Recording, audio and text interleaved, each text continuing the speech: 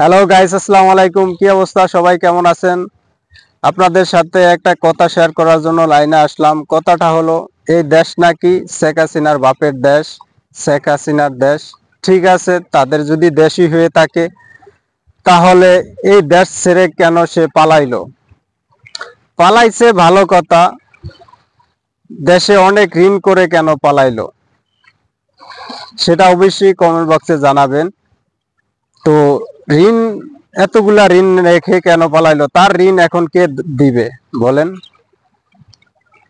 ঠিক আছে, তাও পালাইলো, কিন্তু আশেপাশে এতগুলা দেশ থাকতে সে যদি পাকিস্তানও যায় উঠতো তাহলে কিন্তু তারে আশ্রয় দিত। কিন্তু সে পাকিস্তানও গেল না, কোনো আশেপাশের কোনো রাষ্ট্রই গেল না, সে ইন্ডিয়াতেই গেল। ইন্ডিয়াতে কেন গেছে সে? সবাই বলতো আগে পরে যে সে ইন্ডিয়ার দালাল, এই সেই। তাহলে কি সে সেটাই প্রমাণ দিল এখন বলেন? অবশ্যই সবাই জানাবেন। তো ভিডিওটা ভালো লাগলে লাইক কমেন্ট শেয়ার করে দিবেন। ওকে, আল্লাহ হাফেজ, সবাই ভালো থাকেন।